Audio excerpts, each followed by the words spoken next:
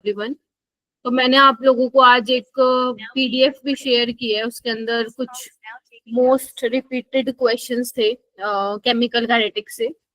तो I hope कुछ बच्चों ने गो थ्रू कर लिए होंगे, कुछ बच्चों ने नहीं किए होंगे, बट मेक श्योर अगर आप लोगों ने क्लासेस को अच्छे से कर लिया है तो वो एक बार पीडीएफ बिफोर टेस्ट आप जरूर अपने हाथ से एक बार सॉल्व करेंगे। इसका मतलब ये नहीं है कि वो टेस्ट में आएंगे, बिल्कुल भी नहीं है, मैं कभी भी ऐसा करके करती ही नहीं, बट आप लोगों का प्रैक्टिस हो जाएगा क्योंकि वो काफी अच्छे और इम्पोर्टेंट क्वेश्चंस हैं। तो आप उसको प्रैक्टिस जरूर करेंगे जब आप टेस्ट जाने मतलब देने जब बैठेंगे उससे पहले, और अपने हाथ से निकालोगे तो कॉन्फिडेंस भी आएगा जब आंसर निकल के आएगा। ठीक है,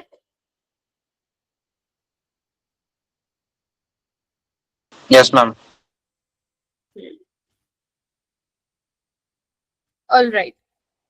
तो आज हमें पी ब्लॉक चैप्टर स्टार्ट करना है, करना तो कल था बट वो किसी इलेक्ट्रिसिटी की वजह से मैं ले नहीं पाई तुम लोगों की class, but I will take extra class on Sunday. मैंने शायद उसमें मैसेज भी आया था ना ग्रुप में, संडे इवनिंग। तो संडे में इवनिंग में तो नहीं लगा पाऊंगी क्योंकि मैं अवेलेबल नहीं हूँ उस टाइम पे, बट यस मैं मॉर्निंग में लूंगी आप लोगों की classes. Most probably the timings would be 8 to 9:15। ठीक है, क्योंकि उसके बाद मेरा एक और बैच भी है, उनकी क्लास लगेगी। तो अभी अपने दिमाग में बिठा लेना, मतलब थोड़ा सा अपने आप को उस हिसाब से फ्री रखना। सुबह 8 बजे ये एक्सप्रेशन मत दो ऐसा शॉकिंग वाला, पता है आदित्य तुम्हें कि कल संडे को क्लास होगी।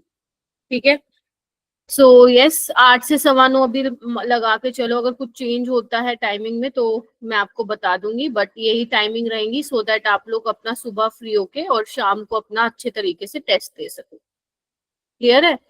चलिए,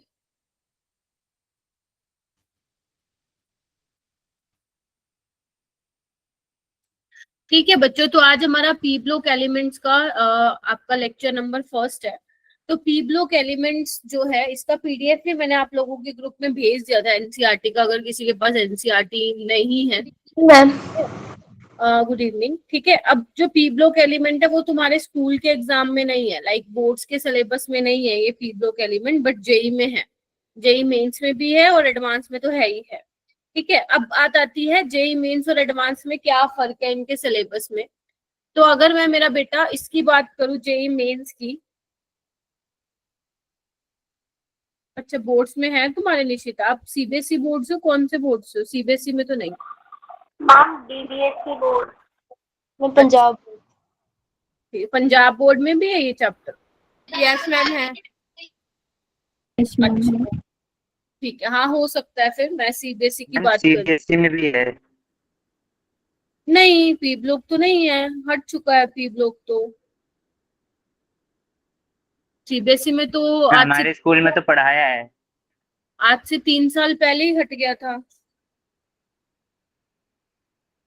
हमारी मैम ने ऐसे ऊपर से रफ रफ पढ़ाया था। अच्छा पता नहीं, जहां तक मेरे को याद है हट चुका है। खैर छोड़ो, वैसे भी मैं तो आपको जेई के लिए पढ़ा रही हूँ। अगर एक बार दोबारा से डाउनलोड करके देख लेना सिलेबस को। आई डोंट, अरे मेरे को हर एक बोर्ड का कैसे पता होगा इसमें है उसमें नहीं है? मैं तो सीबीएसई का ही पता होगा ना मेरे को। तो सीबीएसई में हट चुका है ये चैप्टर। ठीक है, बाकी तुम एक बार सिलेबस मैं भी आज दोबारा डाउनलोड कर लूंगी नया वाला, अगर कुछ इनकेस चेंजेस है तो मैं आपको बता दूंगी, बट मेरे हिसाब से नहीं है। पिछले साल भी नहीं था, उससे पहले भी नहीं था। ठीक है, हाँ लेकिन जेई में है। अब जेई मेंस और एडवांस में क्या, एडवांस में तो देखो तुम लोगों का पूरा पी ब्लॉक आएगा। पूरा पी ब्लॉक मतलब जितना भी तुम्हारा पी ब्लॉक है, 11th वाला भी और 12th वाला भी। मैं आप लोगों को यहाँ पे 12th वाला कवर करवा रही हूँ पहले। ठीक है, 11th वाला तुम लोग 11th में पढ़ चुके हो, जिसने नहीं पढ़ा है वो आप रिकॉर्डिंग से आराम से कवर कर सकते हो, रिसोर्स शीट में ऑलरेडी अवेलेबल है। बट मैं आपको यहाँ से 12th वाला 11th पढ़ाऊंगी। क्लास में नहीं था। क्या कह रहे हो? मैम कह रहा है 11th में भी नहीं मैम पढ़ाया। 11th क्लास में नहीं था अलग से पी ब्लॉक, वो बस अरे पीरियोडिक। अरे बब्बा, मैं कह रही हूँ स्कूल में पढ़ा या नहीं पढ़ा, मैं वो नहीं कह रही हूँ। मैं कह रही हूँ कि अगर तुम्हें पी ब्लॉक पढ़ना है ग्रेड 11 का तो रिसोर्स शीट पे जाके तुम्हें मिल जाएगा मटेरियल, ये मैं बोल रही हूँ। देखना है तो वहां से आप देख सकते हो। नहीं मैम, आप कह रहे थे ना कि 11th में पढ़ा है, तो 11th में नहीं था। हाँ 11th में पढ़ा इन द सेंस कि जेई के लिए कभी पढ़े हो तो ठीक है। अगर आपने स्कूल लेवल की सर ने बात कहा था करो कि तो 12th में पढ़ाएंगे। हाँ तो मैम ये बस वो अवंती की बात कर रहा है। अच्छा अवंती की क्लासेस की बात कर रहे हो क्या? मैम 11th नहीं यस पढ़ाया मैम। मैम। अच्छा अच्छा अच्छा अच्छा ठीक है ठीक है। हाँ तो तुम लोग 11th में लेट आए थे ना, तो पी लोग कम प्रायोरिटी वाला चैप्टर है ना, इतना ज्यादा हाई वेटेज नहीं रखता है, इसलिए टीचर ने नहीं कराया होगा। ठीक है, अब यस इतना टाइम उनके पास था, उन्होंने हाई वेटेड टॉपिक्स पकड़े होंगे और इसमें हंसने की क्या बात है। ठीक है, अब पढ़ा है नहीं पढ़ा, अब तो पढ़ना है, बात है सीधी स्पष्ट सी डायरेक्ट बात बोली। तुमने पढ़ा नहीं पढ़ा, जो किया नहीं किया, मेरे को लेना देना नहीं है। बस यहाँ पे तो अब तुम्हारे जेई में तो है ये चैप्टर, तो 11th में भी है तुम्हारा पी ब्लॉक, 12th में भी है, तो दोनों ही पढ़ना है। और अगर 11th में नहीं पढ़ा है तो रिसोर्स शीट में अपडेट अपलोडेड है रिकॉर्डिंग्स, तुम वहां पे जाके देख सकते हो ग्रेड 11 वाले टैब में। ठीक है, और रही बात 12th की, तो 12th की मैं कवर करवाऊंगी। ठीक है, अब मैं बात कर रही हूँ जेई मेंस की। एडवांस में तो पूरा आएगा तुम्हारा पी ब्लॉक, मतलब पूरा मतलब जितना तुम्हारा एनसीईआरटी में वो सारा।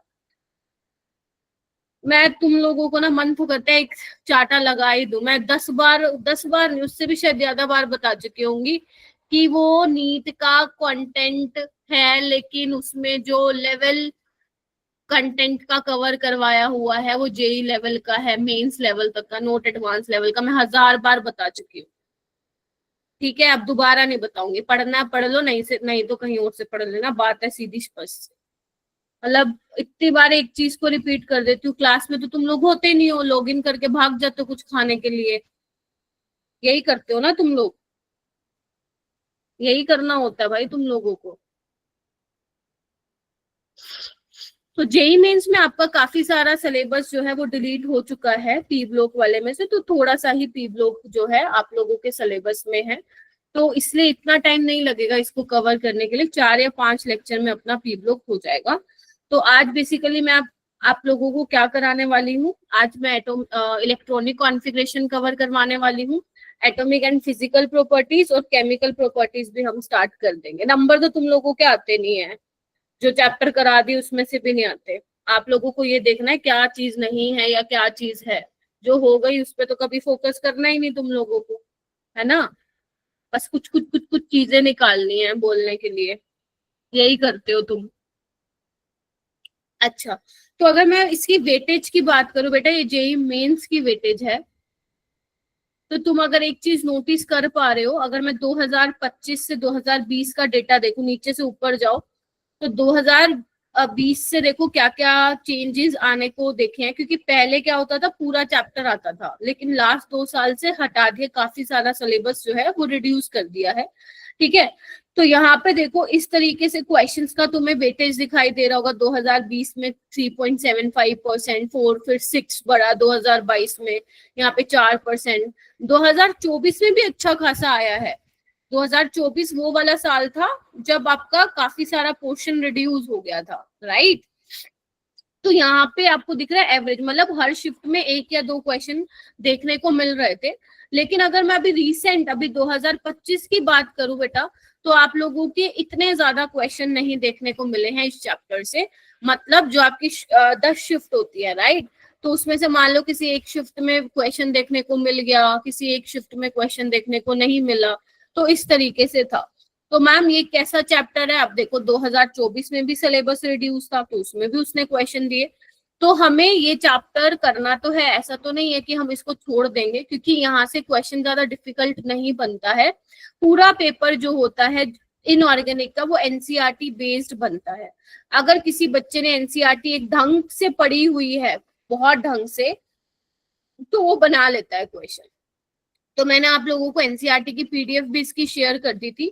तो मेक श्योर जब जब जो मैं लेक्चर आपका लगाऊंगी इस चैप्टर का, तो आपको वो एनसीईआरटी की लाइन बाय लाइन जरूर पढ़नी है। ठीक है, और यहाँ पे भी मैं एनसीईआरटी ही कवर करवाने वाली हूँ, और उसके अलावा जो एक्स्ट्रा होगा वो मैं आप लोगों को बताती हुई चलूंगी। ठीक है, यस मैम। तो सबसे पहले बात आती है पीरियोडिक टेबल की। अब पीरियोडिक टेबल में तुम्हें सबसे पहले पता होने चाहिए, एलिमेंट्स के नाम याद होने चाहिए। वैसे तो कायदे से तुम्हें पीरियोडिक टेबल ही याद होनी चाहिए, बट अभी मैं बता देती हूँ कौन कौन से तुम्हें ग्रुप के बारे में पता होना चाहिए। ग्रुप 1 और ग्रुप 2 के एलिमेंट्स के बारे में पता होना चाहिए, हालांकि एस ब्लॉक एलिमेंट्स मेंस में नहीं है।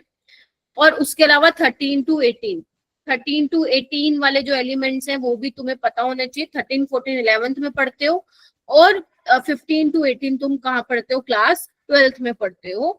और डी एंड एफ ब्लॉक भी तुम कहाँ पढ़ते हो, यही क्लास 12th में पढ़ते हो। तो इसके बाद जो पी ब्लॉक के बाद हमारा जो चैप्टर होगा वो वही होगा डी एंड एफ ब्लॉक। तो जो भी डी एंड एफ ब्लॉक के एलिमेंट्स हैं वो तुम्हारे वहां कवर हो जाएंगे। Getting my point? बट आपको ये वाले एलिमेंट्स यहाँ पे याद करने रहेंगे। मैं एक बार फिर भी बता देती हूँ, जो ग्रुप 13 के एलिमेंट्स हैं, या पहले चलो फर्स्ट ग्रुप से ही मैं स्टार्ट कर देती हूँ। तो ग्रुप फर्स्ट में आपको ये ध्यान रखना है कौन से एलिमेंट्स हैं, hydrogen, lithium, sodium, potassium, rubidium, caesium, francium. तो इसको कैसे याद कर सकते हो, हलीना ने की रब से फरियाद। अब इसमें मेरे से आर्ग्यूमेंट मत करना मैम हमने कोई और ट्रिक कर रखी है, जैसे जो तुमने निमोनिक्स याद कर रखी है तुम वैसे ही करो, जो मुझे याद है मैं फिर उस हिसाब से बता रही हूँ। तुम्हें याद है, वेल एंड गुड, तुम्हारे से क्वेश्चन बनने चाहिए, दैट्स इट। तो हलीना ने की रब से फरियाद, इस तरीके से तुम इसको याद कर सकते हो। सेकेंड ग्रुप की मैं बात करूँ तो beryllium, magnesium, calcium, strontium, barium और रेडियम। तो इसको आप याद कर सकते हो, बेटा मांगे कार सेंट्रो बाप राजी। ठीक है, बेटा मांग, मैं 2 बार बोलूंगी एक ट्रिक को, बेटा मांगे कार सेंट्रो बाप राजी। डी और एफ ब्लॉक का मैं आपको उस चैप्टर में ही पढ़ाऊंगी जो मैं आप लोगों को पढ़ाने वाली हूँ। ग्रुप 13 में आता है आपका boron, aluminium, gallium, indium, thallium. ये वाले नीचे वाले याद करने की जरूरत नहीं है अभी तुम्हें, ठीक है। तो बैंगन, आलू, गाजर इन थैला, इस हिसाब से याद कर लो, बैंगन, आलू, गाजर इन थैला। ग्रुप नंबर 14 में आता है carbon, silicon, germanium, tin, lead. इसको आप याद कर सकते हो, काशी गए शिव पार्वती। मैं फिर बोल रही हूँ, काशी गए शिव पार्वती, गए बोले germanium, Shiv tin, Parvati lead. ठीक है, चलिए इसको आप group 15 which is your nitrogen family, जो कि हमारा आज का टॉपिक भी है, तो इसको कैसे याद करोगे, nitrogen, phosphorus, arsenic, antimony, bismuth, Nana Patekar, Aishwarya सब बीमार। ठीक है, इसके बिना अगर तुम्हें लगता है कि इसके बिना तुम क्वेश्चंस कर पाओगे डी और एफ ब्लॉक के और ये पी ब्लॉक के, तो वो मुश्किल है बहुत।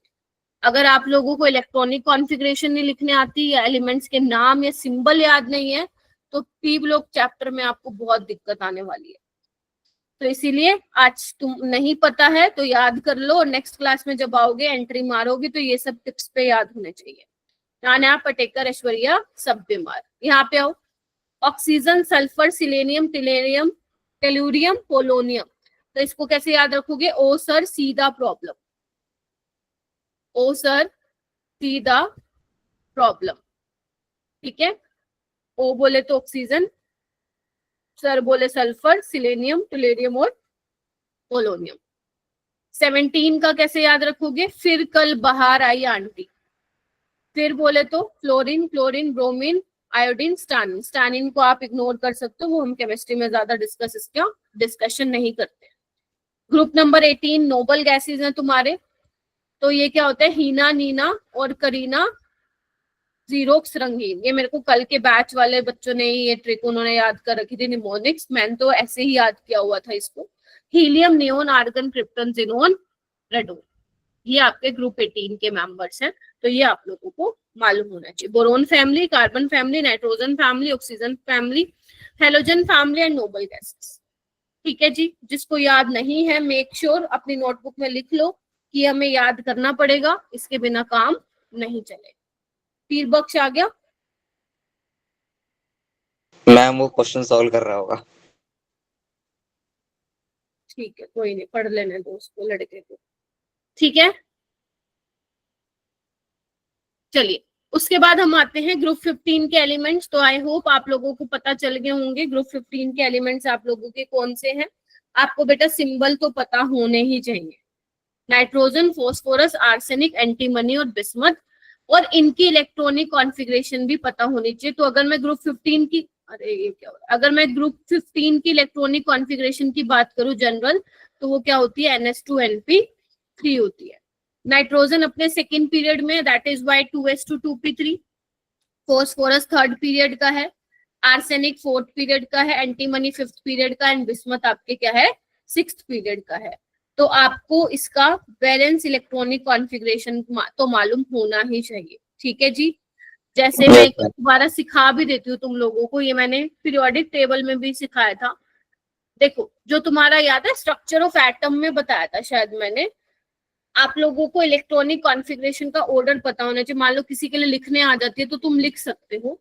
तो आप लोग सबसे पहले लिखो 1s, जिसको आता है अच्छी बात है, 1s, 2s 2p, 3s 3p, 4 है। और मैं बीच में क्वेश्चन किसी से भी पूछ सकती हूँ, नहीं बताओगे तो बहुत सुनोगे मेरे से वर्चुअल क्लास में, सोच के बैठना, इसलिए ध्यान से सुन लो। 5s 5p, 6s 6p, 7s 7p। ठीक है, इस तरीके से मैंने लिख लिया। अब s की बात हो गई, p की बात हो गई, इसके बाद कौन आएगा d वाला, और d वाला हम स्टार्ट करेंगे 4s वाली रो से, 4th पीरियड से, 3d 4d 5d 6d। ठीक है, उसके बाद हम f वाला स्टार्ट करेंगे 4f 5f। ठीक है, ये आपका फर्स्ट पीरियड हो गया। This is your second, third, fourth, fifth, six, seven. और यही क्या होता है, एनर्जी का ऑर्डर होता है। मतलब जैसे मैंने लिखा है ना, 1s के बाद 2s, फिर 2p, 3s 3p, फिर 4s 3d 4p, 5s 4d, ऐसे ही जो है इलेक्ट्रॉन की फिलिंग होती है बढ़ते हुए क्रम में, इंक्रीजिंग ऑर्डर। ठीक है, तो अगर मैं बेटा यहाँ पे बात करूं नाइट्रोजन की, तो नाइट्रोजन का एटॉमिक नंबर कितना है, 7 है। ठीक है, तो यहाँ पे क्या होगा, 1s2, 2s2, 2p3 होगा। ठीक है, नाइट्रोजन के बाद कौन आता है, फॉस्फोरस। अगर तुम्हें वैसे तो एटॉमिक नंबर पता होना चाहिए, कितना होता है फॉस्फोरस का एटॉमिक नंबर, 15। 15। ठीक है। और आपको एक चीज ध्यान रखनी है यहाँ पे, इसकी balance electron configuration 3s2 3p3। अगर मैं आर्सेनिक की बात करूं तो यहाँ पे क्या आ जाएगा, 4s2 4p3। अगर मैं बात करूं एंटीमनी की, थोड़ा सा याद करना रहेगा चैप्टर में, हालांकि अभी नहीं, आगे जाके, तो आप लोगों को ध्यान रखना है कि क्लास में याद करके जाओ। Bismuth 6s2 6p3। ठीक है, अच्छा मैम, मैम इनके आगे जैसे एलिमेंट लिखे होते हैं उनका मतलब क्या होता है? कहाँ पे क्या लिखा होता है, मैम जैसे नाइट्रोजन के लिखे होते हैं ना, हीलियम 2s2 2p3। बता रही। हीलियम का क्या होता है, एटॉमिक नंबर 2 होता है, तो ये 1s2 को मैं हीलियम लिख सकती हूँ। अरे रे, ओके मैम। देखो, तो ऐसे ऐसे नीचे, हीलियम के नीचे क्या आएगा, नियोन, नियोन के नीचे आर्गन, आर्गन के नीचे क्रिप्टन, क्रिप्टन के नीचे जीन। इस तरीके से लिखने का तरीका होता है। ठीक है, चलिए अब मुझे ये बताइए, 4s वाले में 3d भी भरता है, तो यहाँ पे क्या आ जाएगा, 3d भी आ जाएगा, यहाँ पे 4d आ जाएगा, बोलो। Yes ma'am. 3d 10 आएगा आर्सेनिक में, बताओ कौन बताएगा मेरे को, बताओ बताओ। आर्सेनिक का कितना होता है तुम लोगों का एटॉमिक नंबर, बताओ। 33। 33। 33 मैम। 33 होता है। तो अब मुझे बताओ, हाँ बताओ, 3d 10 होगा कि नहीं होगा इसमें, नो मैम। तन्मय बताओ, होगा कि नहीं होगा मेरा बेटा, यस मैम होगा। होगा। आर्गन का एटॉमिक, आर्गन का एटॉमिक नंबर कितना होता है मेरा बेटा, कौन बताएगा। मैम 18। मैम 18। सोच रहे हो, ठीक है, 18। ठीक है, तो यहाँ पे कितना हो गया, 28, और 28 और 5 कितना हो गया, 33। ठीक है, तो आप एक चीज ऑब्जर्व कर पा रहे हो, जैसे जैसे मैं नीचे आ रही हूँ, नाइट्रोजन से बिस्मथ की तरफ आ रही हूँ, तो क्या हो रहा है तुम लोगों का, डी वाले में इलेक्ट्रॉन भर रहे हैं, एफ वाले में इलेक्ट्रॉन भर रहे हैं। अब तुम लोगों को शील्डिंग इफेक्ट का ऑर्डर मालूम है, यस मैम।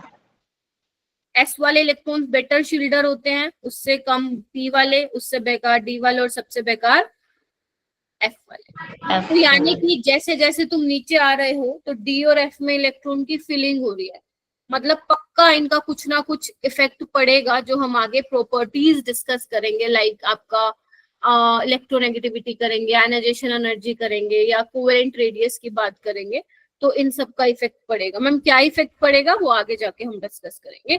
तो पहले तो मुझे ये बताओ, क्या इलेक्ट्रॉनिक कॉन्फ़िगरेशन लिखनी आ गई? Yes, ma'am. Yes, ma'am. Please अगर आप लोगों को नहीं आती इलेक्ट्रॉनिक कॉन्फ़िगरेशन तो प्लीज ये वाली चीज याद कर लो, ये बहुत काम में आएगी। आप किसी के लिए भी यहाँ पे इलेक्ट्रॉनिक कॉन्फ़िगरेशन फिर लिख पाओगे। एटलीस्ट ये तो कर लेना कि वैलेंस ये इलेक्ट्रॉनिक 3D फॉरेस्ट में मतलब पहले और बाद में का नहीं समझ आया कहाँ पे? मैम, जैसे 3D बाद में आएगा या फिर 4S? देखो यहाँ पे पहली बात है, ये n+l रूल से सीखते हो, मैंने ऑलरेडी सिखा भी दिया है सुबह वाली क्लास में तुम लोगों को। यहाँ पे n+l रूल के अकॉर्डिंग 3+2 क्या होता है, 5 होता है, और इसका क्या होता है 4+0। तो पहले आपका 4s भरेगा फिर 3D भरेगा, ये एनर्जी के ही ऑर्डर में है, इसको मत देखो, इसको मैंने मैम नहीं n+l जो मैम कम होगा मैम वो पहले भरेगा। क्या बोल रहे हो? मैम n+l की वैल्यू जिसकी कम होती है वो भरता है ना पहले। हाँ, तो 3D में 5 आ रही है, 4s में 4 आ रहा है, तो 4s वाला पहले फिल होगा। भाई तुम लोग एटॉमिक स्ट्रक्चर भी क्लियर नहीं है, वो पढ़ो पहले। इधर देखो, उसके बाद हम बात करते हैं इनके नेचर का। बेटा नेचर के बारे में भी आप लोगों को पता होना चाहिए कि कौन मेटल है कौन नॉन मेटल है। तो आपको पता ही है, अगर मैं पीरियोडिक टेबल के एक्सट्रीम राइट में जाती हूँ तो बेसिकली क्या होता है, नॉन मेटेलिक कैरेक्टर बढ़ता है ना? Yes, ma'am.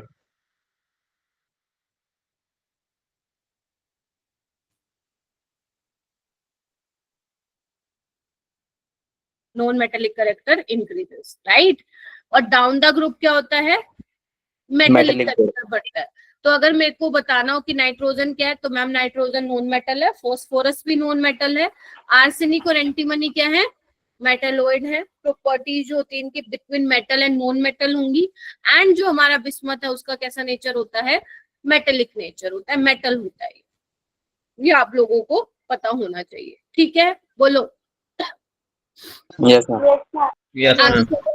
उसके बाद हम बात करते हैं, माइक म्यूट रखिएगा, ठीक है? गलती से हो जाए तो ठीक है, बट इंटेंशनली कोई माइक ऑन नहीं करेगा, ठीक है? उसके बाद मेरा बेटा आता है अकरेंस। देखो अकरेंस जनरली मैं पढ़ाती भी नहीं हूँ अकरेंस को, लेकिन जेई में क्योंकि कुछ ही सिलेक्टेड पोर्शन है आपके पी ब्लॉक का मेंस में, तो ये अकरेंस अपा को पढ़ना पड़ेगा। क्यों पढ़ना पड़ेगा? एक बार PYQ आया था अकरेंस से रिलेटेड, अभी शायद 24 में आया था, 2024 में आया था। तो आपको अकरेंस में कुछ कुछ बातें जो हैं ध्यान में रखनी पड़ेंगी। कौन कौन सी बातें ध्यान में रखनी पड़ेंगी प्लीज हाईलाइट कर लो। जितने भी पी ब्लॉक की मैं क्लासेस लूंगी, 4 लूंगी या 5 लूंगी, वहां पे हर क्लास में मैं आपको काफी सारी चीजें एनसीईआरटी की हाईलाइट्स कराऊंगी। मेक श्योर जब आप लोग रिवाइज करेंगे इस चैप्टर को क्लास के बाद, तो उन हाईलाइट्स को आपको अच्छे से पढ़ना है। और जो चीज अगर मैं तुम्हें बोल रही हूँ याद करनी है, तो इसका मतलब वो याद आपको होनी चाहिए। अगर आप नहीं करोगे और पेपर में आ जाएगा, फिर आप मत कहना मैम याद करने वाली चीज थी, हमसे याद होता नहीं है तो हम छोड़ के आ गए, ठीक है? अगर जो चीज मैं बता रही हूँ अगर वही पेपर में आ गई तो फिर आपको छोड़ के नहीं आनी। तो यहाँ पे आपको अकरेंस में क्या लिखा हुआ है, जो इंपॉर्टेंट पॉइंट्स है वही मैं बताऊंगी इसमें। Molecular nitrogen comprises 78% by volume of the atmosphere. ये बहुत बेसिक वाली चीज है, ये आपसे कोई भी नहीं पूछेगा, ठीक है? उसके अलावा वो कह रहे हैं अर्थ क्रस्ट में जो नाइट्रोजन है वो कैसे मिलता है, it occurs as a sodium nitrate. अब सोडियम नाइट्रेट क्या होता है ये सबको पता है, सोडियम नाइट्रेट होता है NaNO3, है ना? पता है ना? Yes, ma'am. लेकिन वो तुमसे ये थोड़ी ना Yes, ma'am. पूछेगा सोडियम नाइट्रेट का फॉर्मूला बता दो। वो क्या बोलेगा, इसमें से चिले सोल्ट पीटर का फॉर्मूला कौन सा होता है? तो तब आपको मालूम होना चाहिए कि चिले सोल्ट पीटर क्या है आपका, सोडियम नाइट्रेट है। इंडियन सोल्ट पीटर क्या है आपका, पोटेशियम नाइट्रेट है, ठीक है? ये पता होना चाहिए आप लोगों को। हाईलाइट करते जाओ अपने, बेशक आप अपने फेयर नोट्स बना रहे हो उसमें लिखते जाओ, वरना अगर एनसीईआरटी में लिख रहे हो तो वहां लिखते जाओ। और जो बच्चे लेट आ रहे हैं बेटा, वो टाइम से आया करो, वरना क्लास लगाने का नहीं है फायदा। यहाँ पे आओ, उसके बाद क्या लिखा हुआ है, phosphorus occurs in minerals of the apatite family, मतलब जो फोस्फोरस मिलता है वो क्या कहाँ मिलता है, क्या बोल रहे हैं, किस फॉर्म में मिलता है, occur in minerals of apatite family. अब मैम ये एपेटाइट फैमिली क्या होता है, एपेटाइट फैमिली होता है कैल्शियम फोस्फेट डॉट CaX2, इसी को ये क्या बोल रहे हैं, एपेटाइट फैमिली बोल रहे हैं। ठीक है जी। अब यहाँ पे X क्या है, जो एनसीईआरटी में लिखा हुआ है X, वो आप लोगों को ध्यान होना चाहिए, फ्लोरीन। क्लोरीन देखो, अगर मैं एडवांस, देखो मेंस का तो बिल्कुल लेवल तुम्हारा एनसीईआरटी की लाइन से उठ के आएगा, मैं तुम्हें दिखा भी दूंगी, बट अगर मैं एडवांस की बात करूं तो एडवांस में भी मैं बोलूंगी 80% क्वेश्चंस जो होते हैं वो एनसीईआरटी से ही आते हैं। इस चैप्टर की इस बार भी आया 2025 में। ठीक है, 80% question will be of NCERT based, लेकिन जो अगर मैं 20% की बात करूं तो 20% क्वेश्चन जो है वो डिफिकल्ट पूछे जा सकते हैं। ठीक है जी। तो यहाँ पे X क्या होगा, फ्लोरीन, क्लोरीन और OH। ठीक है, अगर मान लो फ्लोरीन हुआ तो X तो क्या नाम हो जाएगा उसका, फ्लोरोएपेटाइट हो जाएगा। क्लियर है, क्लोरीन होगा तो फ्लोरोएपेटाइट हो जाएगा, OH होगा तो हाइड्रोक्सोएपेटाइट हो जाएगा।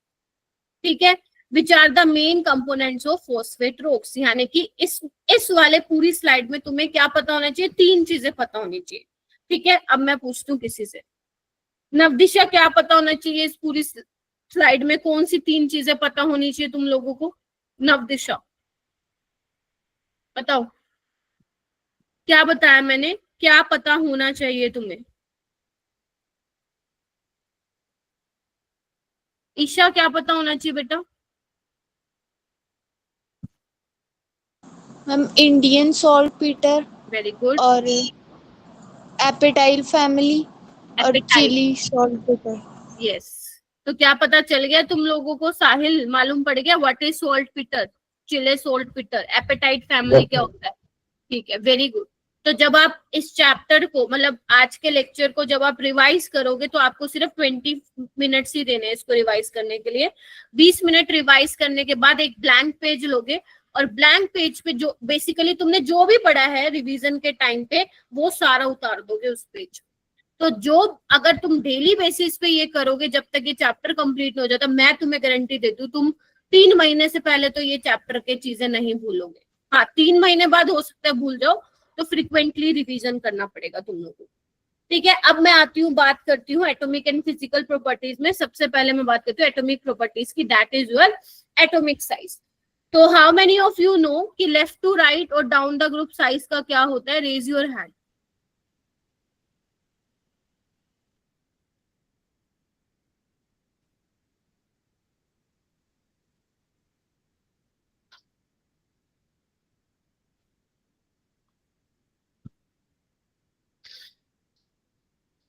All right,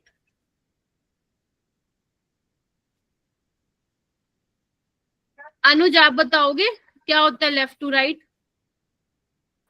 ma'am left to right जाने पे साइज डिक्रीज होता है। घटता है, क्यों घटता है। सेम ऑर्बिट पे आके जब ज्यादा इलेक्ट्रॉन इकट्ठे हो जाते हैं तो न्यूक्लियस सब इलेक्ट्रॉन्स को मतलब अपनी तरफ अट्रैक्ट करता है, इसके कारण उसका साइज छोटा हो जाता है। Very good. तो अगर बिल्कुल सही बोला है अनुज ने, लेफ्ट टू राइट क्या होता है आप लोगों का साइज, मैं एक बार इसलिए बता रही हूँ क्योंकि फर्स्ट क्लास है और ये सब सारी चीजें आ रही हैं। तो साइज क्या होता है मेरा बेटा, डिक्रीज होता है। अब साइज डिक्रीज क्यों होता है, क्योंकि यस सेम शेल में इलेक्ट्रॉन आपके ऐड हो रहे होते हैं, न्यूक्लियर चार्ज बढ़ता जा रहा है। तो इससे क्या होगा, जो न्यूक्लियस और जो वैलेंस शेल के बीच में फोर्स ऑफ अट्रैक्शन है वो ज्यादा होगा, यस और नो बोलो। Yes ma'am.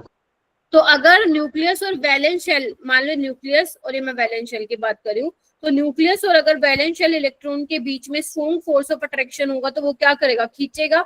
अगर वो खींचेगा, पहले मान लो ऐसे था, अगर वो खींचेगा तो साइज क्या हो जाएगा आपका, श्रिंक हो जाएगा।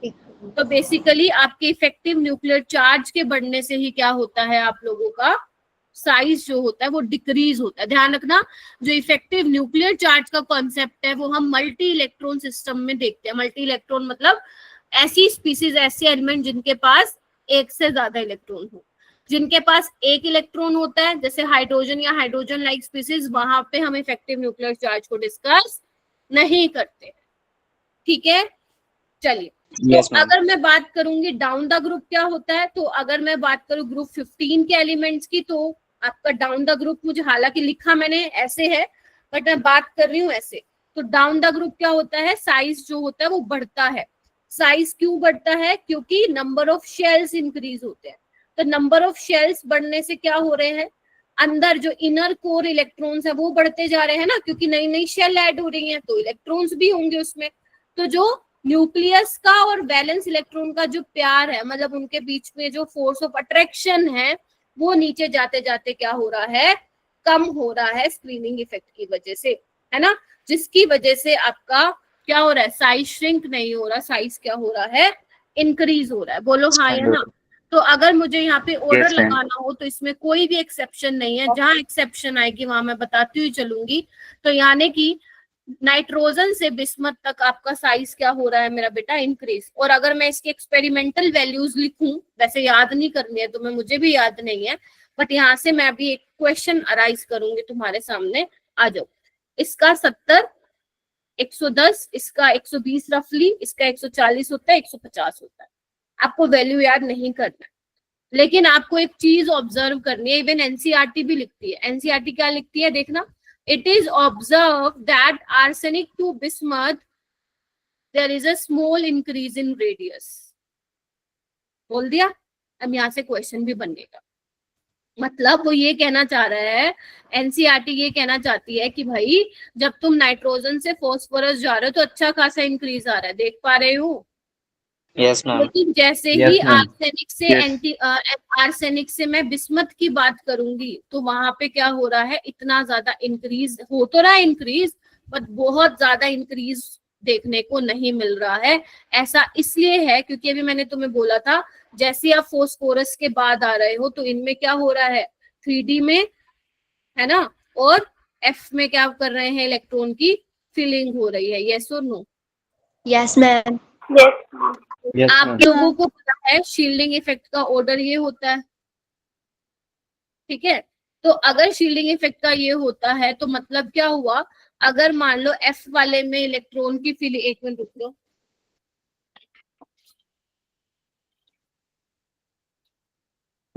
अगर F वाले में इलेक्ट्रॉन की फिलिंग हो रही है तो क्या होगा, क्या वो एक अच्छे शील्डर होंगे, क्या वो वैलेंस इलेक्ट्रॉन को क्या बहुत अच्छे से शील्ड कर पाएंगे, नहीं कर पाएंगे।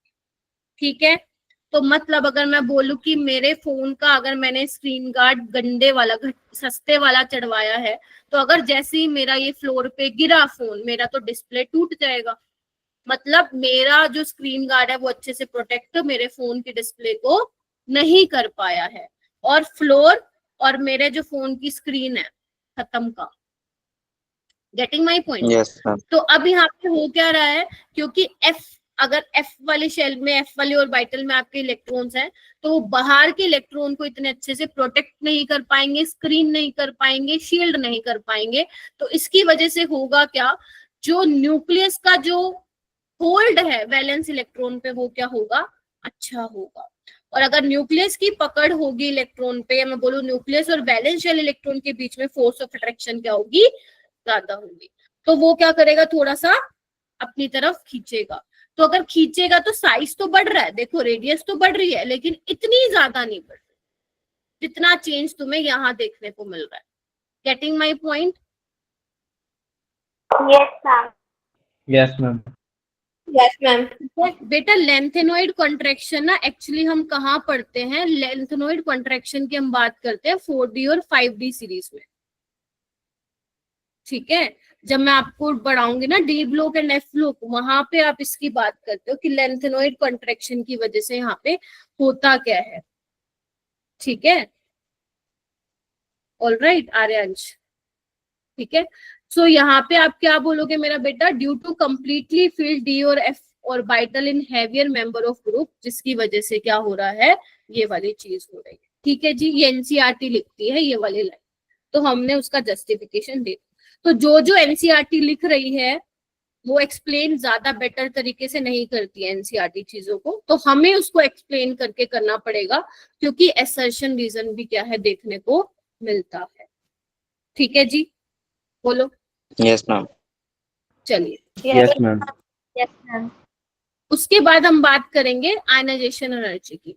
तो आयनाइजेशन एनर्जी क्या है? आयनाइजेशन एनर्जी का तो पहले तुम्हें मतलब पता होना चाहिए कि आयनाइजेशन एनर्जी क्या होती है, कितनी एनर्जी तुम्हें रिक्वायर्ड, बेटा माइक म्यूट कीजिए, कितनी एनर्जी तुम्हें रिक्वायर्ड होगी to remove most loosely bounded electron from an isolated gaseous atom. ठीक है, अच्छा अब आयनाइजेशन एनर्जी की अगर मैं बात करूं तो नाइट्रोजन, फॉस्फोरस, आर्सेनिक, एंटीमनी और बिस्मथ।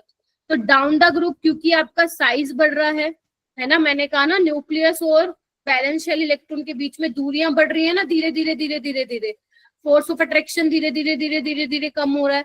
तो मतलब तुम्हें क्या करना पड़ेगा, ज्यादा एनर्जी नहीं देनी पड़ेगी इलेक्ट्रॉन को निकालने के लिए। तो यहाँ पे जो आयनाइजेशन एनर्जी का अगर मैं ऑर्डर की बात करूं तो आपका आयनाइजेशन एनर्जी का ऑर्डर क्या होगा, ये होगा।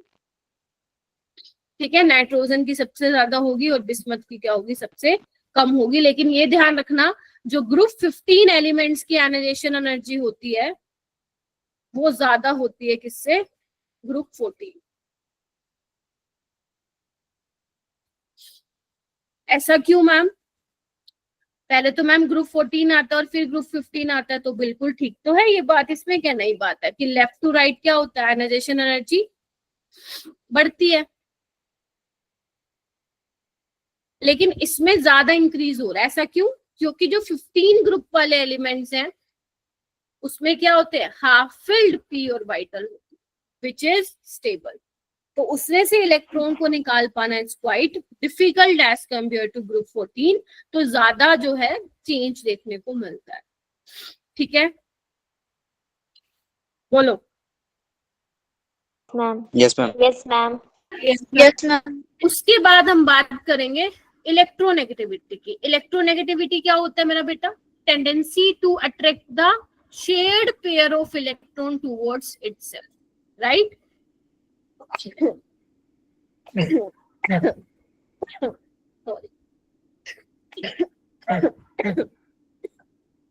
हाँ, तो इलेक्ट्रोनेगेटिविटी की अगर मैं बात करूं, तुम लोगों को पता है पूरे पीरियोडिक टेबल में fluorine is more electronegative, right?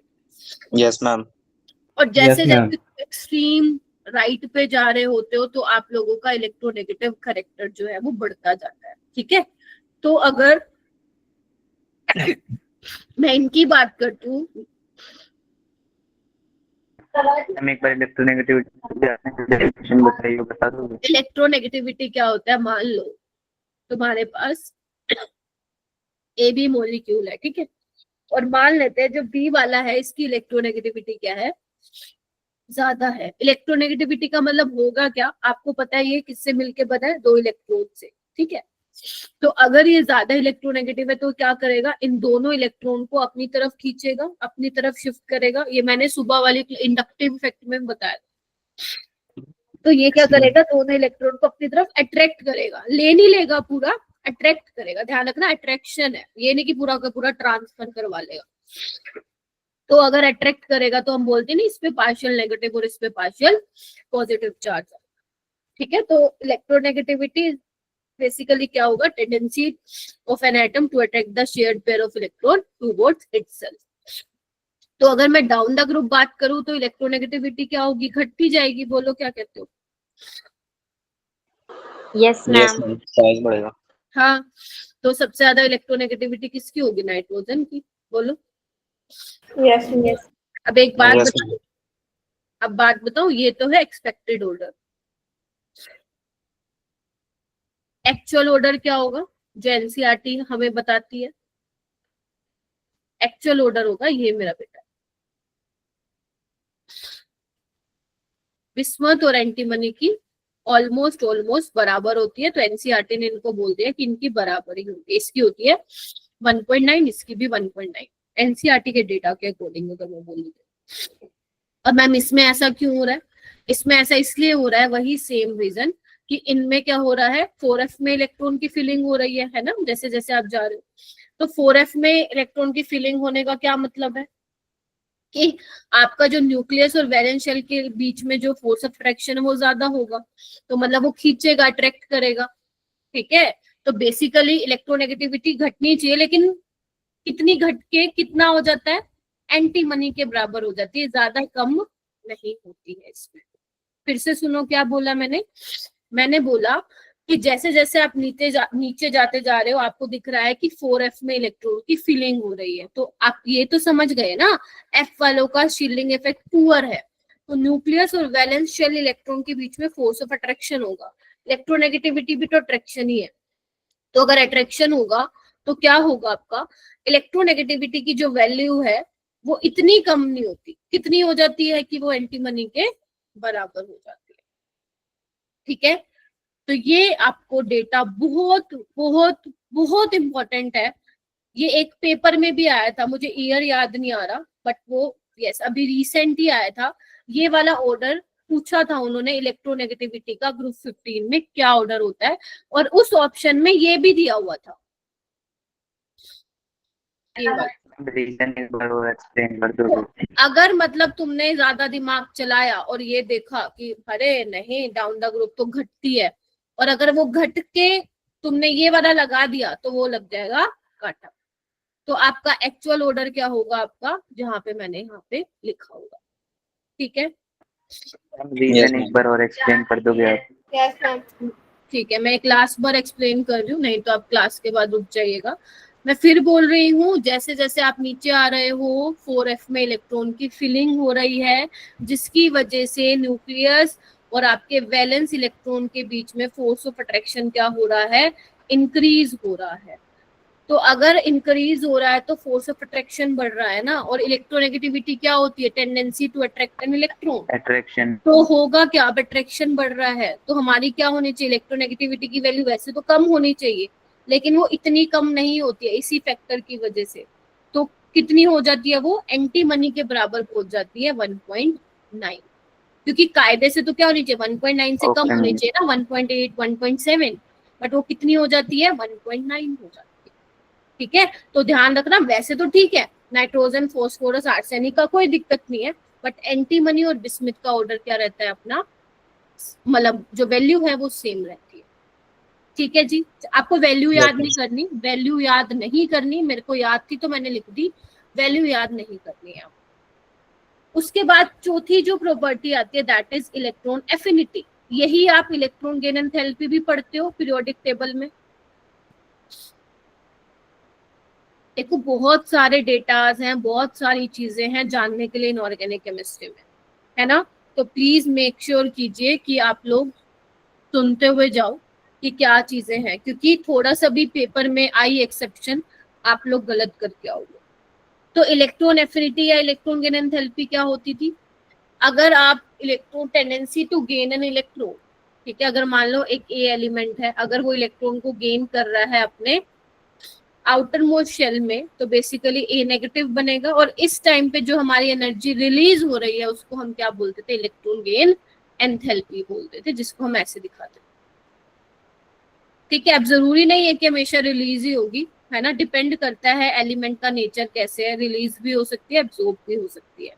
ठीक है, तो अगर मैं मेरा बेटा बात करूं इस वाले ग्रुप की, नाइट्रोजन फॉस्फोरस आर्सेनिक एंटीमनी और बिस्मथ, तो डाउन द ग्रुप क्या होना चाहिए, डाउन द ग्रुप साइज बढ़ रहा है, फोर्स ऑफ अट्रैक्शन कम हो रही है, तो जो इलेक्ट्रॉन के लिए प्यार है वो क्या हो रहा है, नीचे जाते वक्त कम हो रहा है। तो एक्चुअल ऑर्डर, एक्सपेक्टेड ऑर्डर क्या होना चाहिए हमारे according, expected order should be this, हाँ या ना। लेकिन जो एक्चुअल इसका ऑर्डर होता है वो क्या होता है, एक्चुअल ऑर्डर होता है ये,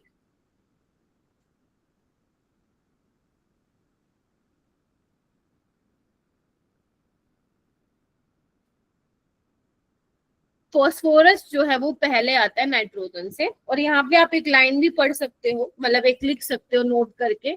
ये सब चीजें आप लोग पढ़ चुके हो पहले, मैं इसलिए बता रही हूँ कि हो सकता है किसी बच्चे को याद ना हो, ये सब पीरियोडिक टेबल में आ जाती हैं ये चीजें।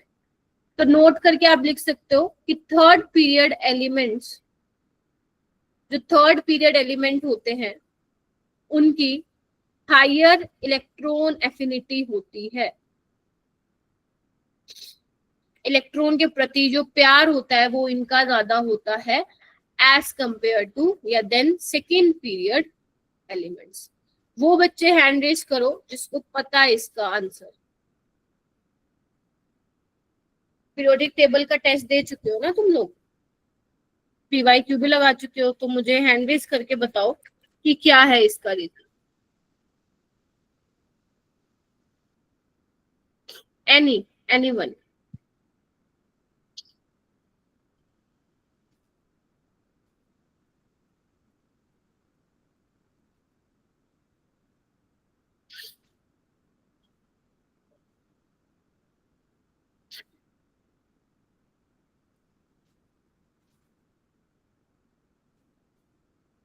हाँ, हैंड रेज कीजिए।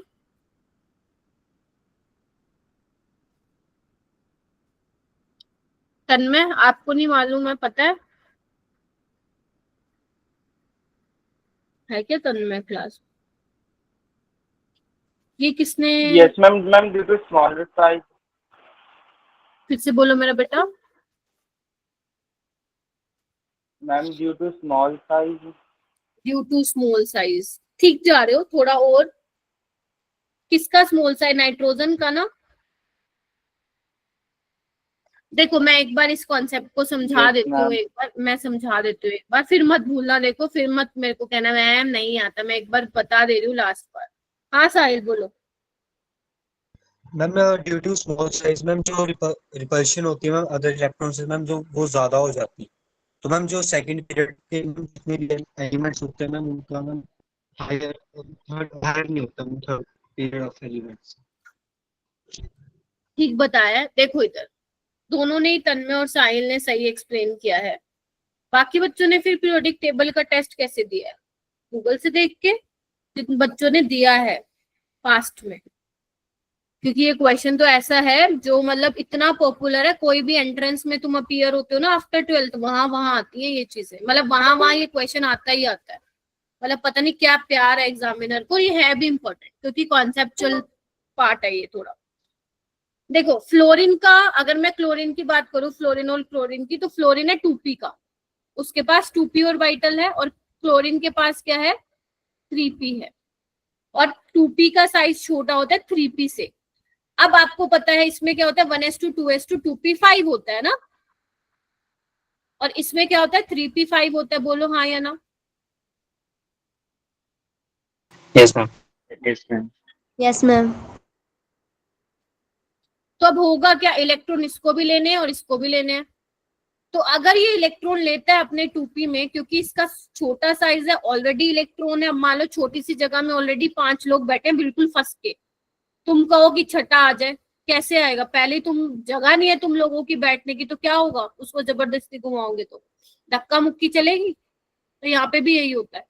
तो अगर फ्लोरीन जब इलेक्ट्रॉन एकोमोडेट करता है अपने वैलेंस शेल में, तो वहां पे क्या होती है? इलेक्ट्रॉन इलेक्ट्रॉन रिपल्शन होती है। और यहाँ पे इसके पास जगह है, तुम 5 लोग बैठे हो, 10 की जगह है, आसानी से एकोमोडेट कर पाओगे या नहीं कर पाओगे? कर पाओगे। तो ये जो 3p की ऑर्बिटल है यहाँ पे, ये क्या कर सकता है? इजीली एकोमोडेट इलेक्ट्रॉन को कर सकता है। करता तो वो भी है, लेकिन मैं कंपैरिजन की बात कर रही हूँ। इनऑर्गेनिक में हम कंपैरिजन करते हैं चीजों की। इनऑर्गेनिक और ऑर्गेनिक, ये दोनों ऐसी ब्रांच है केमिस्ट्री की जहां पे हम कंपैरिजन करते हैं जनरली क्वेश्चंस में। तो इजीली एकोमोडेट कर सकते हैं इलेक्ट्रॉन। तो अब इलेक्ट्रॉन एफिनिटी किसकी ज्यादा होगी? मैम क्लोरीन की ज्यादा होगी। ऑलराइट, क्लोरीन की ज्यादा होगी। अगर मैं इलेक्ट्रॉन नेगेटिविटी की बात करूं तो वो फ्लोरीन की ज्यादा होगी, क्योंकि फ्लोरीन मोस्ट इलेक्ट्रोनेगेटिव है, तो वो ज्यादा अट्रैक्ट करेगा। देखो there is a difference between electron gain enthalpy and electronegativity. समझ रही हो? क्योंकि इलेक्ट्रॉन गेन एंथैल्पी में तो क्या करा रहे हो? इलेक्ट्रॉन ऐड हो रहा है वैलेंस शेल में, और जबकि इलेक्ट्रोनेगेटिविटी क्या है? अट्रैक्शन है। क्लियर है? Electron gain enthalpy is an energy, electronegativity is not a energy, उसकी तो वैल्यू आती है। कोलिंग स्केल पे 3, 4, 2.5, 2 इस तरीके से। ठीक है, तो आई होप ये क्लियर हुआ होगा why chlorine has higher electron affinity than fluorine. ये बहुत इंपॉर्टेंट क्वेश्चन होता है, इवन तुम्हारे स्कूल के एग्जाम्स में भी आया होगा, 2 नंबर पे आता है। एक बेरिलियम और बोरोन का पूछते हैं एग्जामिनर, और एक आपका पूछते हैं फ्लोरीन और क्लोरीन का। अब यहाँ पे नाइट्रोजन की क्यों कम है तुम्हें पता ही चल गया होगा, साइज के बेसिस पे तुम एक्सप्लेन कर पाओगे। और अगर तुमने कभी पढ़ा है ये चैप्टर ध्यान से, तो तुमने देखा होगा नाइट्रोजन की तो जो इलेक्ट्रॉन गेन एंथैल्पी है वो क्या होती है, पॉजिटिव होती है, क्योंकि नाइट्रोजन क्या है, हाफ फिल्ड है, वो नहीं चाहता कि उसको इलेक्ट्रॉन मिले। एक तो कमबख्त साइज छोटा है, ऊपर से हाफ फिल्ड है, तो इतनी एनर्जी रिलीज नहीं होगी जितनी तुम्हें रिपल्शन को ओवरकम कराने के लिए देनी पड़ जाएगी। तो ओवरऑल जो चेंज निकल के आता है इसमें electron gain enthalpy, that would be positive. ठीक है, तो this will be the order. ऐसे ही हमें ये ऑर्डर ग्रुप 15 में करना है, ग्रुप 16 में करना है, 17 में करना है और 18 में। ये चारों ग्रुप के सबको इलेक्ट्रॉन एफिनिटी के ऑर्डर पता होने चाहिए। ग्रुप 15 में मैंने बता दिया, 16 में आएगा दोबारा, 17 में भी आएगा और 18 में भी आएगा। और ये चारों ऐसे ग्रुप है, एग्जामिनर का मन किया ना तो वो डालेगा इलेक्ट्रॉन एफिनिटी से क्वेश्चन, उसका मन किया वो 15 से डालेगा, उसका मन किया 16, 17, 18 कहीं से भी जो है वो डाल देगा। ठीक है, तो फर्स्ट ये यहाँ पे हो गया। उसके बाद मैं बात करती हूँ मेटेलिक करेक्टर की। This is something which I already explain कि डाउन द ग्रुप क्या होता है मेरा बेटा, डाउन द ग्रुप Metallic तुम्हारा character मेटेलिक करेक्टर बढ़ता है।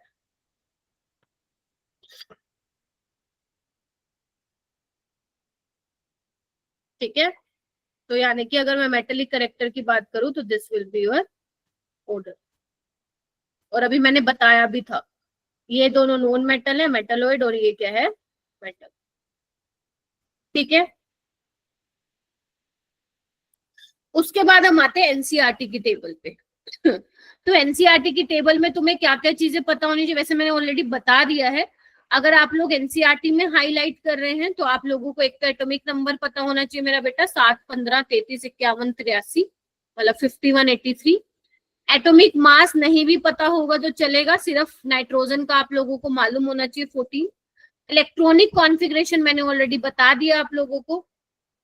ठीक है, ये आई होप आप लोगों ने कर लिया है ना। फास्फोरस का 31 लेंगे या फिर 30 लेंगे मास? क्या मैम फास्फोरस का एटॉमिक मास हम 30 लेंगे या 31 लेंगे? जनरली हम जो मैं उसमें क्वेश्चंस में क्या कंसीडर करते हैं, 31 करते हैं ना, तो 31 लोगे। यस ठीक है, चलिए आई। उसके बाद है आयनाइजेशन एंथैल्पी। आयनाइजेशन एंथैल्पी में आपको सिर्फ फर्स्ट आयनाइजेशन एंथैल्पी याद रखनी है, सेकंड आपको याद नहीं करनी है। मैं बता रही हूँ स्पेशली क्योंकि बेटा इसमें बहुत सारी चीजें ध्यान रखने की, तो मैं आपको ऐसी कोई चीज भी नहीं बताऊंगी जो आनी भी नहीं है और मैं फालतू आपके दिमाग में घुसा दूं। आप समझ रहे हो, नहीं तो तुम ही परेशान हो जाओगे और हाथ जोड़ लोगे मैम ये क्या है, क्योंकि अभी इसके बाद डीएनएफ लोग भी आना बाकी है, उसमें तो हद ज्यादा एक्सेप्शंस है। ठीक है, तो जो चीज आनी ही नहीं है मैं आप लोगों को बिल्कुल भी नहीं बोलूंगी कि वो याद कर लो। तो अगर मैं फर्स्ट आयनाइजेशन एनर्जी की बात करूं तो देखो अभी मैंने वहां पे बताया था कि घट रही है डाउन द ग्रुप, तो यहाँ पे भी देखो 1400, 1900 के आसपास, 830 और 700, तो मतलब यहाँ पे भी कोई एक्सेप्शन यहाँ पे आपको नहीं पढ़नी। इलेक्ट्रोनेगेटिविटी में क्या होता है, डाउन द ग्रुप कम होती है, कम होती है, कम होती है, लेकिन इन दोनों की क्या होती है, बराबर, यानी कि ये आपको पता होना चाहिए।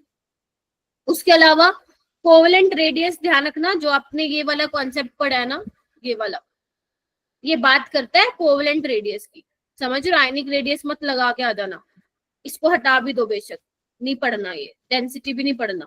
कोवेलेंट रेडियस में क्या होता है ये मैंने आपको बता ही दिया कि आर्सेनिक से बिस्मत तक जाने में थोड़ा कम इंक्रीज आता है। अब देखो मैंने 120, 140, 150 लिखवाई है वैल्यू, है ना, तो इट्स ओके, ठीक है, इट्स ओके, बस आपको रीजन पता होना चाहिए, आपसे वो वैल्यू नहीं पूछेगा, आपसे वो वैल्यू नहीं पूछेगा, आपको ये पता होना चाहिए कि ऐसा हो क्यों रहा है, दैट्स इट।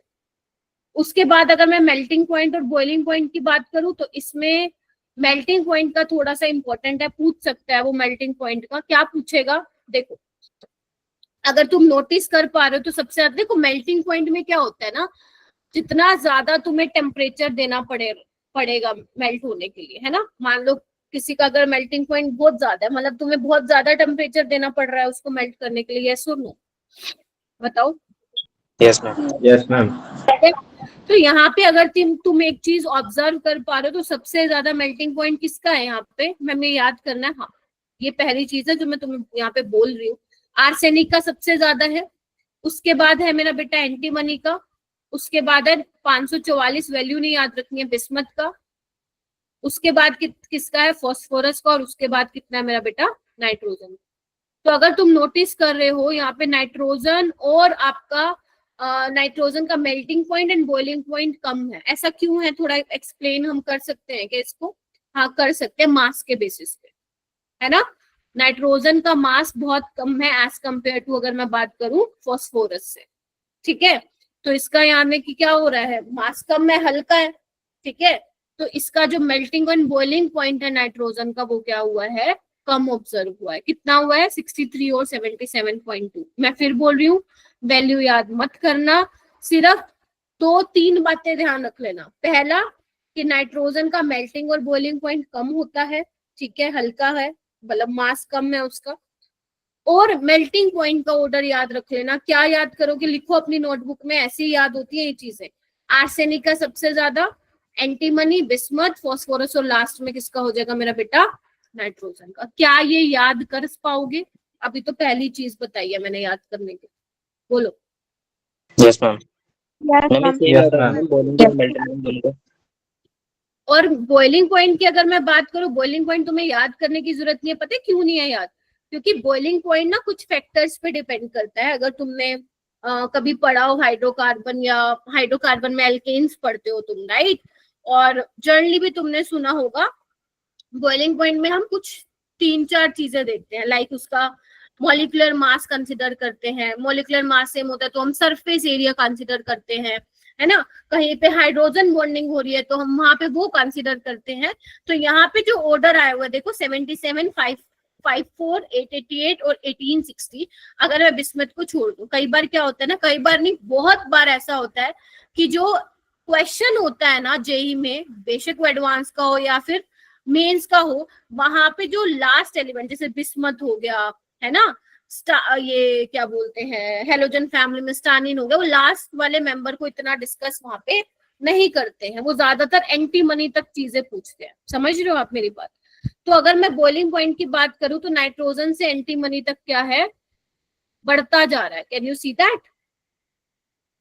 Yes, ma'am. इनका क्या हो रहा है, Yes, मास ma'am. बढ़ रहा है। मास बढ़ने का मतलब क्या होता है, वंडरवॉल फोर्सेस बढ़ते हैं। वंडरवॉल फोर्सेस क्या होते हैं, वीक टाइप ऑफ फोर्सेस होते हैं, तो वो स्ट्रॉन्ग होते हैं, जिसकी वजह से आपका बॉइलिंग पॉइंट जो है ज्यादा होता है। मेल्टिंग पॉइंट में आपको बस ये ध्यान रखना है कि आर्सेनिक, ये आपको ध्यान रखना पड़ेगा नवदेशा, कि आर्सेनिक का ज्यादा होता है, ठीक है। एक्सपेरिमेंटल जो वैल्यू निकल के आई है यहाँ पे, मतलब आर्सेनिक के केस में आपको ज्यादा टेम्परेचर देना पड़ रहा है मेल्ट करने के लिए।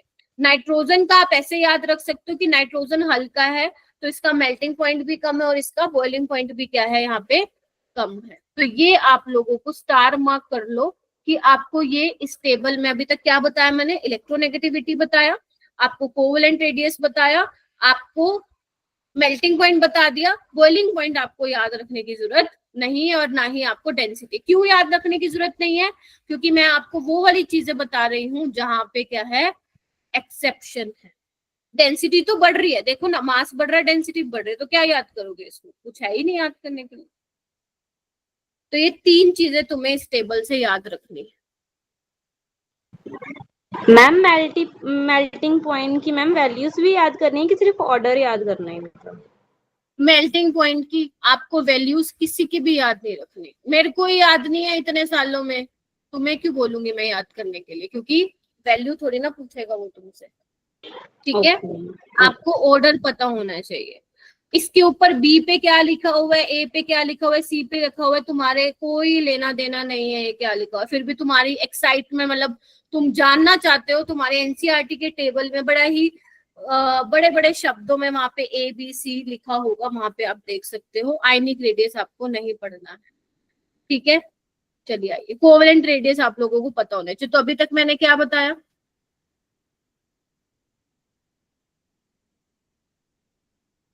अभी तक मैंने आप लोगों को एक तो कोवेलेंट रेडियस का बताया है, ठीक है।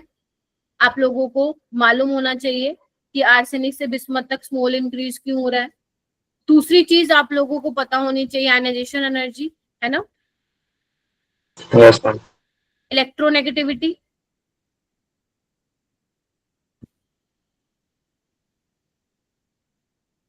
बेटर रहेगा इसमें मैं जितना बता रही हूँ उतना कर लो। अगर विश्वास है तो तुम लोगों को मुझ पे नंबर तुम्हारे आ जाएंगे जितना आप पढ़ लो। अगर आपको सारा पढ़ना है तो यस आप पढ़ सकते हो, वैसे भी एडवांस में सारा आएगा, बट मैं आपको ये बोलूंगी कि आप पहले उतना कर लो जितना मेंस में आ रहा है, क्योंकि इसमें बहुत सारी चीजें हैं बेटा याद करने के लिए, बहुत हद ज्यादा चीजें हैं, ठीक है।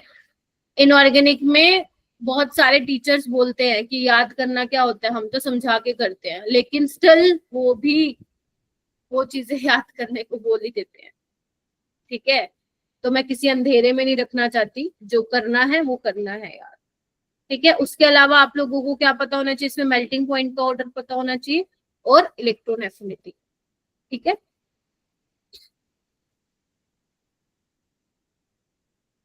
चलिए, ये अभी तक मैंने आपको डिस्कस किया है। उसके बाद हम बात करेंगे, ये मैं ऑलरेडी बता चुकी हूँ, एक बार मेरे कहने पे तुम पढ़ लो।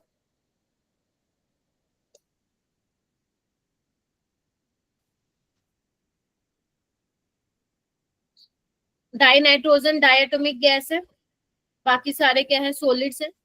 मेटेलिक करेक्टर बढ़ता है down the group, nitrogen phosphorus non metal है, आर्सेनिक एंटीमनी मेटलोइड्स है, मैं बता चुकी हूँ। बिस्मथ मेटल है, इसका रीजन दिया हुआ है आयनाइजेशन एनर्जी कम होती है, बॉइलिंग पॉइंट इंक्रीज होता है फ्रॉम टॉप टू बॉटम, लेकिन मेल्टिंग पॉइंट क्या बोल रहे हैं, increase up to arsenic then decrease, ये मैंने ऑलरेडी तुम्हें बता दिया है। आर्सेनिक, एंटीमनी, बिस्मथ, फॉस्फोरस और नाइट्रोजन। यहाँ पे एक पॉइंट लिखा हुआ है, ये मैंने अभी तुम्हें नहीं बताया, कौन सा वो पॉइंट है देखना एक बार, क्या लिखा हुआ है। Nitrogen all element show allotropy. Yes, अब यहाँ पे थोड़ा सा कंट्रोवर्सी है, मैं आपको बता देती हूँ है क्या। देखो एक्चुअल में ना क्या होता है, नाइट्रोजन के भी दो आइसोटोप देखने को मिले हैं। क्या बोल रही हूँ मैं, नाइट्रोजन सॉलिड फॉर्म में नाइट्रोजन के दो आइसोटोप देखने को मिले हैं, कौन कौन से, अल्फा नाइट्रोजन और बीटा नाइट्रोजन, ठीक है। फॉस्फोरस के भी एलोट्रोप्स होते हैं, मतलब जो एक से ज्यादा उनकी फॉर्म है डिफरेंट, फॉस्फोरस का भी होता है रेड ब्लैक, है ना, ग्रे। आर्सेनिक के भी होते हैं एलोट्रोप्स, है ना, एंटीमनी के भी होते हैं, लेकिन बिस्मथ का कोई एलोट्रोप नहीं है। तुम कहीं भी सर्च कर लो, रिसर्च आर्टिकल में देख लो या कहीं भी देख लो, बिस्मथ का नहीं है कोई एलोट्रोप। और ये क्या लिखता है एनसीईआरटी, एनसीईआरटी लिखती है कि नाइट्रोजन को छोड़ के सारे एलिमेंट्स क्या दिखाते हैं, एलोट्रोप भी दिखाते हैं। मैम अब क्या करें, पेपर में आ गया तो, है ना। तो इन्होंने नाइट्रोजन का सॉलिड फॉर्म नहीं कंसीडर किया होगा यहाँ पे, समझ रहे हो आप मेरी बात। तो अब मैम हम कैसे करेंगे ये बताओ। देखो अब इसमें ना दो बातें, अभी तक तो ये आया नहीं जेईई में क्वेश्चन, ना मेंस में ना एडवांस में, एडवांस में तो नहीं आएगा, मेंस में आया नहीं। बट आप क्या करोगे, जितना लाइक मैंने देखा है एनालिसिस किया है, अगर तुम्हारे पेपर में मान लो फॉस्फोरस, आर्सेनिक, एंटीमनी और बिस्मथ ये आ जाता है, तो तुम्हारा आंसर क्या होगा, बिस्मथ। क्लियर है, ठीक है। और अगर मान लो तुम्हारे पेपर में, वेट मेरे को बोलने दो, तुम लोग वो बोलते जो आना नहीं होता, रुक जाओ। नाइट्रोजन, फॉस्फोरस, आर्सेनिक और एंटीमनी ये आ गया, तो आंसर क्या होगा, नाइट्रोजन। ऐसे दो क्वेश्चन आ भी चुके हैं पहले पेपर में, इसलिए बता रहे। मैम क्वेश्चन क्या होगा कि नहीं होगा नहीं, आपसे पूछे नहीं होगा इनमें से कौन सा एलोट्रोप। अब तुम्हारे दिमाग में तो दूसरी बात चलेगी कि मैम अगर दोनों आ जाए तो नाइट्रोजन और बिस्मथ आ गया तो फिर हम क्या करेंगे, तो नहीं आएगा। पहली बात तो ये, अगर आ गया तो आपको फिर एनसीईआरटी को अकॉर्डिंग चलना पड़ेगा, क्योंकि आप एनसीईआरटी के अकॉर्डिंग क्या कर सकते हो, आंसर की को चैलेंज कर सकते हो। और अब कोई बोले मैम एनसीईआरटी में गलत दे रखा है, तो एनसीईआरटी अभी रिसेंट उसमें जो भी कुछ कुछ चीजें थी वो चेंज जो होके आई है, मॉडिफाई होके आई है, उसमें ये चीज चेंज नहीं। तो अगर आया नाइट्रोजन भी हुआ, बिस्मथ भी हुआ तुम्हारे ऑप्शंस में, तो आपको किसके अकॉर्डिंग मार्क करके आना है? एनसीईआरटी के। अब बोलो क्या बोल रहे हो, पूछ रहे हो। ठीक है, तो ये चीज थोड़ा सा ध्यान रखना, एनसीईआरटी वाला। मैम ऊपर वाला और नीचे वाले दोनों क्वेश्चन सेम है ना कि नहीं होगा एलोट्रॉप? हाँ ओके मैम। ठीक है, थोड़ा सा ये जनरली पता है ये वाली चीजें किस केसेस में होती हैं, ये उस वाले चैप्टर में होती हैं जहाँ पे एनसीईआरटी बस लिख के छोड़ देता है एक्सेप्ट ये फलाना ये, वहां पे थोड़ी सी दिक्कतें होती हैं। ठीक है, तो एट द एंड एनटीए वही मानेगा जो एनसीईआरटी ने दिया होगा। ठीक है, सो ये आप लोग ध्यान रखें। इवन एनसीईआरटी एग्जाम्पलर में भी दे रखा है एक क्वेश्चन, वहां पे भी आंसर नाइट्रोजन। ठीक है, चलिए उसके बाद हम बात करते हैं कैटिनेशन पे। तो कैटिनेशन क्या होता है? Catenation is self linkage property, है ना, या you can say catenation is tendency to form long chains. Yes, तो यहाँ पे Yes. पॉइंट है कि जो नाइट्रोजन है और जो फॉस्फोरस है वही जो है कैटिनेशन प्रॉपर्टी शो करते हैं। अब कैटिनेशन का मतलब क्या है? चेन बनती जा रही है बनती जा रही है। जैसे इसका सबसे अच्छा एग्जांपल है मेरा बेटा कार्बन। कितने बड़े बड़े मॉलिक्यूल्स पढ़ते हो ना आप कार्बन के, है ना, कितनी लंबी लंबी चेन्स पढ़ते हो। इतना इंपॉर्टेंट हो गया कार्बन की कैटिनेशन प्रॉपर्टी, अलग से ब्रांच ही बन गई है हमारी ऑर्गेनिक केमिस्ट्री। और ये only nitrogen and phosphorus show catenation property. का मतलब ये नहीं है कि मैं पूरे पीरियोडिक टेबल में बात कर रही हूँ, I am talking about group 15 elements. समझ में आई? मैं ग्रुप 15 की बात कर रही हूँ। अभी मैं बताती भी हूँ बाकी क्यों नहीं शो करते। यहाँ पे देख लो, नाइट्रोजन जो है थोड़ा सा मैं बोलूंगी कैटिनेशन प्रॉपर्टी कम शो करता है, उसका भी मैं रीजन बताऊंगी। चलो पहले बता देती हूँ मैं। नाइट्रोजन सिंगल बॉन्ड की मैं यहाँ पे बात कर रही हूँ, एक बार देखना एक बार, और फॉस्फोरस। ठीक है, तो आपको पता है कि नाइट्रोजन के बीच में जो डिस्टेंस है वो कम है, और यहाँ पे इलेक्ट्रॉन भी है कि नहीं है? और यहाँ Yes, पे भी ma'am. इलेक्ट्रॉन है।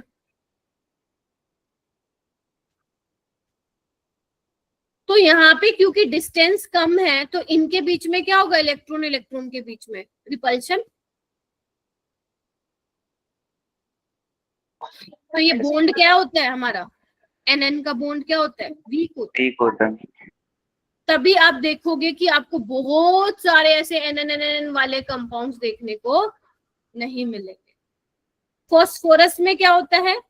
डिस्टेंस ज्यादा होता है, हालांकि इसमें भी होता है, इलेक्ट्रॉन्स तो इसके पास भी है, बट इनमें साइज क्योंकि बड़ा है, डिस्टेंस ज्यादा है, तो रिपल्शन इतनी नहीं होती है। और फॉस्फोरस जो है बेटर कैटिनेशन प्रॉपर्टी शो करता है। किससे मेरा बेटा? नाइट्रोजन। नाइट्रोजन। तुमने फॉस्फोरस का देखा होगा, रेड फॉस्फोरस पॉलीमरिक चेन की फॉर्म में एग्जिस्ट करता है इस तरीके से।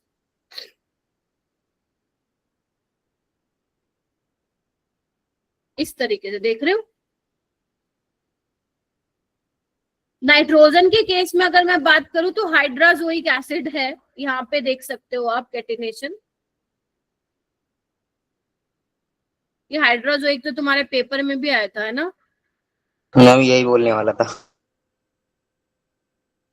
वो दूसरे बैच वाले बच्चे थे ना, वो मुझे ये कहते मैम पहले ही बता देते, हमारे 4 नंबर आ जाते, हमें पता ही नहीं था हाइड्राजोइक एसिड क्या होता है। अब तो याद रहेगा HN3 या N3H। ठीक है, तो यहाँ पे क्या होगा मेरा बेटा? नाइट्रोजन 4 बॉन्ड बना रहा है तो पॉजिटिव, यहाँ पे 2 बॉन्ड बना रहा है तो नेगेटिव, ओवरऑल न्यूट्रल। तो आपसे क्या पूछेगा वो? बताओ। हाइड्राजोइक एसिड वीक एसिड होता है ना? हाइड्राजोइक एसिड ये इतना स्ट्रॉन्ग नहीं होता। अगर वो पूछेगा कि कैटिनेशन कौन दिखाता है तो आप बोलोगे नाइट्रोजन और फॉस्फोरस दिखाता है, बट नाइट्रोजन कम दिखाता है। अब सवाल ये आता है कि मैम बाकी मेंबर्स क्यों नहीं दिखाते? तो मुझे कोई बता पाएगा क्या क्यों नहीं दिखाते? बच्चों अपनी क्लास ओवर हो गई है क्या? Yes ma'am. सीरियसली? 10 minutes। हाँ, ये मेरे को लगा अभी शुरू हुई थी क्लास। 5 मिनट और ले रही हूँ। मेरे को तो ये तो मेरा ध्यान चला गया टाइम की तरफ, मैं तो मेरे तो दिमाग में घूम रहा भी आधा घंटा ही हुआ है, बहुत ज्यादा ही एक्सप्लेन मैम करते लगता है। सिलिकॉन भी कैटिनेशन शो करता है। हाँ यस बिल्कुल करता है। इधर आओ एक बार फटाफट देख लो 5 मिनट। अच्छा अपना ये था ना nitrogen phosphorus catenation property show करता है, बाकी क्यों नहीं करते? बाकी इसलिए नहीं करते हैं क्योंकि आर्सेनिक, एंटीमनी, बिस्मथ उनके पास क्या है 4p 5p है। तो जो 4p और 5 मतलब जैसे 4p साइज बड़ा हो रहा है ना डाउन द ग्रुप जाते जाते, तो उनके बीच में जो ओवरलैपिंग है वो इफेक्टिव नहीं होती है। ठीक है, इस वजह से क्या होता है वो कैटिनेशन प्रॉपर्टी शो नहीं करते हैं। ठीक है, उसके बाद ये आप पढ़ लेना थोड़ा सा घर में। अब नेक्स्ट क्लास में मेरी सैटरडे को संडे को मैं एक्स्ट्रा क्लास लगाऊंगी 1.25 घंटे की, सुबह लगाऊंगी। वैसे तो टाइमिंग मैं आप लोगों को बता दूंगी, लिंक भी मैं सैटरडे में शेयर कर दूंगी। तो आप लोग क्या करेंगे, थोड़ा सा पढ़ के आना। Getting my point? अब मेरा टाइम इसलिए ज्यादा चला गया क्योंकि आप लोगों को ये भी चीजें नहीं पता था, लाइक साइज क्यों डिक्रीज होता है। मोस्टली 90% 95% क्लास को नहीं पता था। Ionisation energy, electronegativity, electron affinity. ठीक है, तो अब मैं क्लास का पेस बढ़ाऊंगी, तो ये आप पढ़ के आइएगा थोड़ा सा। ठीक है, नेक्स्ट क्लास में मैं इसको आगे कंटिन्यू करूँ। ठीक है जी, चलिए। और सही है, मैंने टाइम देख लिया। हाँ धनंजय। Ma'am arsenic